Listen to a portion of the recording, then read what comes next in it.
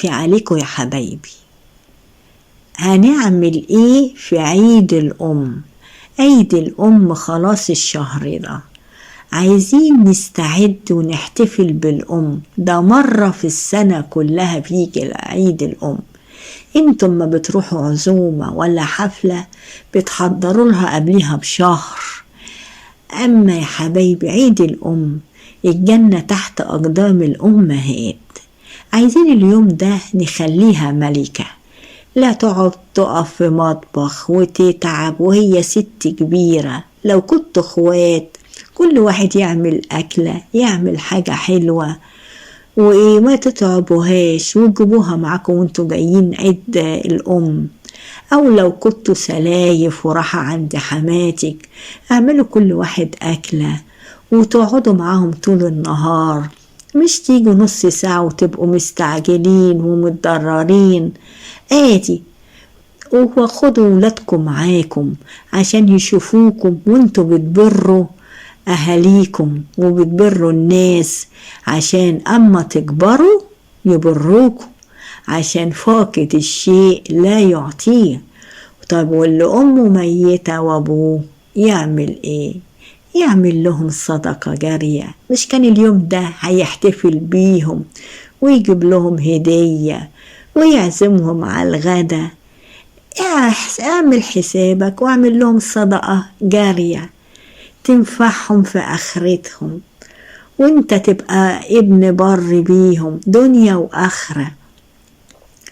واللي كده تروحوا دار المسنين ودار الأيتام. أنا مش بقول لكم هاتوا حلويات وجاتو وتورت والحاجة غالية، انتي شاطرة في ايه ممكن تعمليه؟ كيكة، بسبوسة، كنافة، جلاش.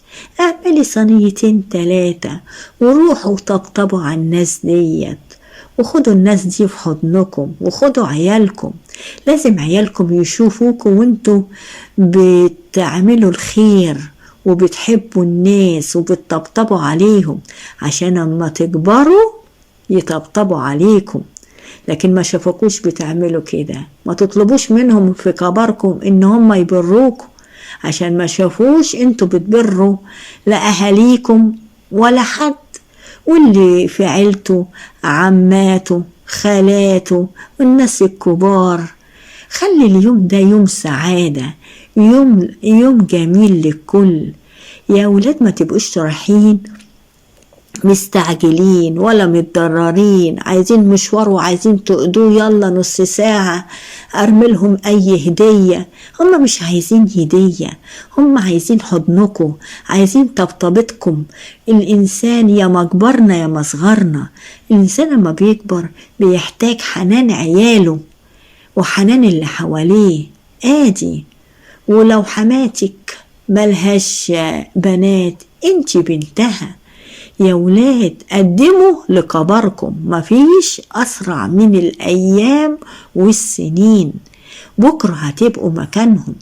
انتوا تحبوا ان أولادكم ما يبقوش متضررين مستعجلين، اليوم ده يمر عادي. أنا عايزاكم مش بس يوم عيد الأم، كل اللي عنده أم أو أب أو حما أو جارة كبيرة ما تقولش أنا مالي مع عيالي سايبينها. اعملي لنفسك. عارفة انت بتحطي في البنك الإلهي، انت بتحوشي لنفسك الخير كله في قبرك. يعني دخلي الفرحة عليهم في جارة كبيرة، وخلي عيالك يقضيهم طلباتهم، وما تقوليش مثلا عيالها ما هو سايبينها كده. لا، أنا عايزة أخلي لنفسي حاجة حلوة، أخليها في قبري وأخليها في آخرتي. ويا بخت من ساعد الناس وخدم الناس. يا حبايبي انتوا مش هتكونوا أكرم من ربنا. شوف عطاء ربنا ليكم في حب الناس ومساعدة الناس، وتخلي بالكم من قرايبكم وأمهاتكم وحماتك وحماكي. يا ولاد خلي حياتكم كلها بر، عشان أما تكبروا تلاقي اللي بيبروكم يا أولاد، وتلاقي اللي يساعدوكم.